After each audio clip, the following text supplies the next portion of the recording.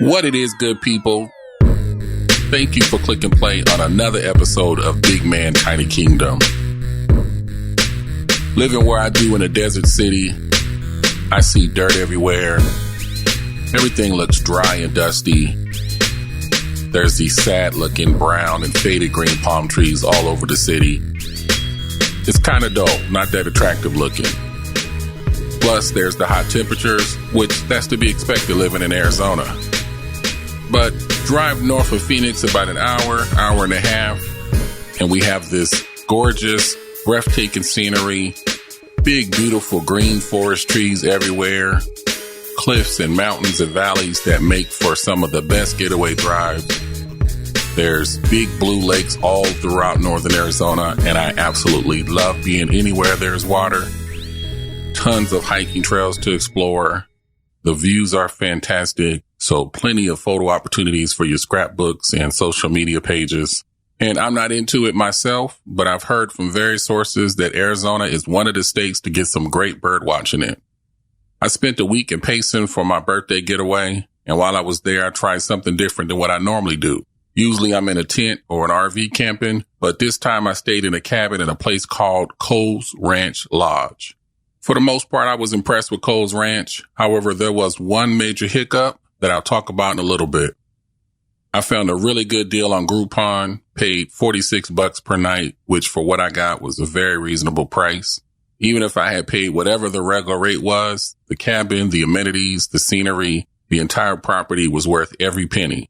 I stayed in cabin number 114, which was really nice, very clean, newer looking furniture and carpet, king size bed, comfortable with the perfect amount of linens on it. Bathroom's nothing special to talk about, just a place to use the toilet and shower. Very clean though. Full kitchen in the cabin with all the cups, plates, silverware, pots and pans, etc. that you would need. Microwave, coffee maker, nice sized TV with variety of channels. However, the cable was a bit of a downer. Apparently the area doesn't have the best reception, so the cable service was kind of whack. Along with the bad cable signal comes the even worse cell phone service. I have T-Mobile and Verizon, and neither could make an outbound call or browse the internet. I either had one bar for a split second or nothing at all. However, that can be looked at as a blessing because I like to use my vacations to not only get away from my home and city area, but sometimes also to take a break from the people I interact with on a daily basis.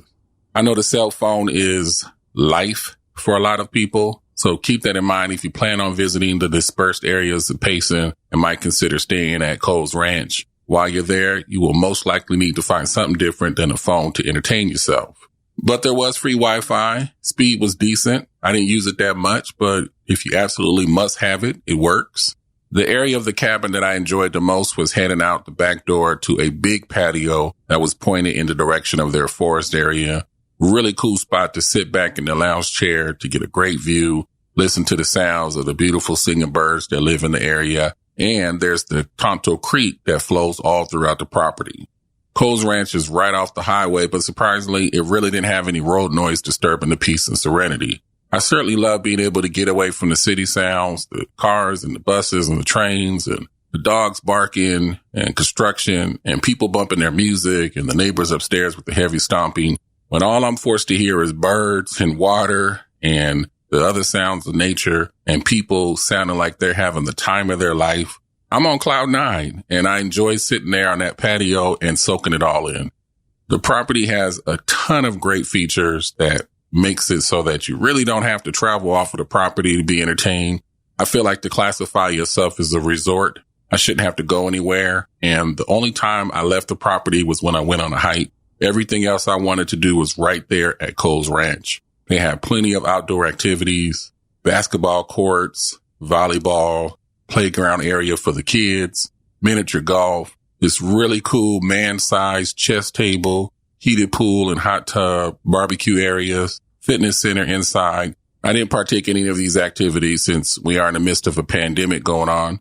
I socially distanced in my cabin for the most part. If I did go to any of the common areas, it was brief and spaced away from other people as much as I could. And there wasn't a large amount of people there anyway. I was told at the front desk that this is a time of year that is generally slow because the winter season keeps people away. But the pool and the hot tub were kind of crowded. And that was bizarre to me, not only due to COVID, but also because it was cold outside to me and it was snowing. Call me unadventurous, but when the white stuff is on the ground, I don't think you should be in a swimming pool, which that leads me to now what disappointed me about Kohl's Ranch. On my third day there, I went hiking that morning and the weather was nice. The sun was out. It had to been mid 60s or 70 something. There was no wind, no sign of rain or anything that would make me think this wasn't going to be a good weather day. I had on a short sleeve t-shirt and some jeans, no coat, no hat, no gloves. It was an ideal weather day for Arizona. So fast forward to like 6 that night, I'm chilling in the cabin. I still had the curtains open and I happened to notice out my peripheral that it looked like it was raining outside. So I go out to the patio to check it out. This ain't rain. No, it's snowing and it's coming all the way down. It seems to be sticking and I wasn't prepared for snow on my vacation. But it was cool to see, especially since where I live in Mesa, I don't have to worry about seeing it that often. So it was cool to get some pictures and videos of it. Then I go back inside and carry on with my evening. An hour or so later, I'm watching something on TV and then all of a sudden the power flickers. Catches my attention, but I didn't think that much of it since it was just for a quick second. Next thing I know, maybe 10, 15 minutes later, the power cuts out and it stays out that time. It's pitch black in the cabin. No backup lights have kicked on. And well, I brought some camping gear with me on this trip because the plan was to leave from here and find a spot to tent camp before heading back home. But once I saw that it was snowing, that plan was thrown out the window. So I went to the truck and got the storage bin with my Ryobi products in it. I got my Ryobi flashlight and the power inverter and the extra 18-volt batteries. And I plugged the cabin's lamp into the inverter. One of the nearby guests saw that I had lights on and came knocking to figure out how I still had power. I always bring stuff like that with me when I can because you just never know. Usually I pack my Ryobi stuff, never get to use them, and I feel like I'm overpacking my gear. But this was one of those times that it makes it clear to me why I'm a camping pack rat and proud of it. Here's why I was disappointed about the power going out at Kohl's Ranch. And first, let me say this. I know Kohl's Ranch can't control Mother Nature. It's unfortunate that the power went out, but the weather ain't their fault. I do blame them for not being prepared for bad weather. If you know that snow and heavy rain and other storm weather can potentially knock out your power, why wouldn't you have some type of emergency power in your business plan? Why are there not any backup lights in the cabins or common areas where customers roam? When that power went out and it was pitch black like that, to me, not only is that a major inconvenience to your guests, but it also becomes a safety hazard. That's going to be a moment that your guests remember and share with others when they are asked about your establishment. As you can see, I'm mentioning it now, and I'm talking about it not because the power went out and I'm a spoiled brat that wants things to work when I want them to work, whatever. I'm bringing it up because the power was out the rest of the damn night. The temperature was a little cold. There was no heat in the cabin for me to use. There was a fireplace, but there was no wood. Luckily, the comforter was cozy enough. And it was still kind of early. Cable's out, the internet's down. There's nothing for me to entertain myself with for that length of time while they sorted this power thing out.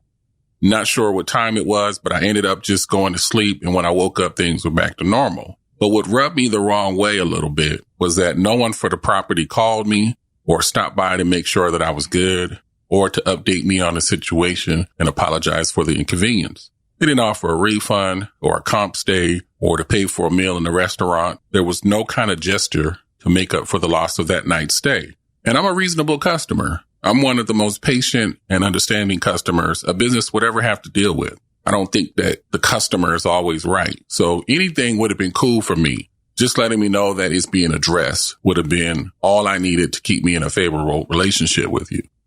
But let me finish this off with the best two things I remember about Kohl's Ranch.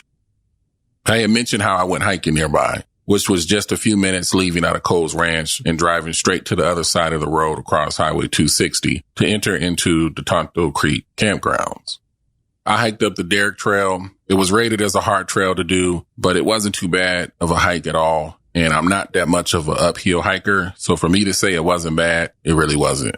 I'm not sure how long it took me because I made a full day out of it and was stopping a lot to sit and chill. So I wasn't keeping track of the time. but I started at 5,414 feet elevation and stopped at the marker that said I was at 6,234 feet. So 800 something feet distance.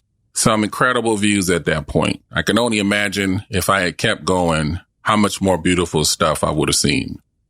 And the other favorite thing for me about Kohl's Ranch, a big dude like me is always looking for a good meal wherever I go. And Kohl's Ranch had a restaurant there called Zane Grey, and they get all of my props. The food quality, I'm not going to cover what all they had for the sake of saving time, but the meals I had were incredible. The menu prices were decent, considering that they are a resort away from other establishments and could charge more, being that they are the only food choices you had in the area. I've been to other resorts and been charged $25 for a regular size hamburger and fries, which is just stupid. But no, Zane Grey's prices were in line with what you would expect to pay at any type of restaurant. Coolest part about it, the service staff there did a nice thing for me on my birthday. I ordered a pizza and the bartender let me put whatever toppings I wanted on it at no cost and gave me some cake and ice cream. I don't know if that's how they normally do. There wasn't very many people there, so maybe I just lucked up that day and caught them in a given mood. For whatever the reason, I sure appreciated it. One of the coolest ways I've ever spent my birthday vacations. Nothing has yet to top Vegas 2010, though. But visiting the Payson area will definitely be something I do in the coming years. I might even go back to Kohl's Ranch. Maybe just not during the winter season. This is Big Man, Tiny Kingdom.